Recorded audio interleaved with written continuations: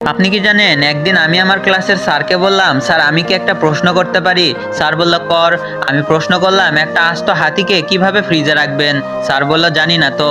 আমি বললাম, খুব সহজ, আগে ফ্রিজটা খুলবেন, তারপর হাতিটাকে সাবধানে ঢুকাবেন, ব্যাস। আরেকটা প্রশ্ন স্যার। স্যার বলল, কি? আমি স্যারকে বললাম, একটা গাধাকে কিভাবে ফ্রিজের ভিতর রাখবেন? স্যার বলল, খুব সহজ, ফ্রিজটা খুলবো, তারপর গাধাটাকে রেখে দিব, ব্যাস। আমি বললাম, হয় নাই স্যার, আগে হাতিটাকে বের করতে হবে, তারপর। স্যার বলল, ও ঠিক আছে।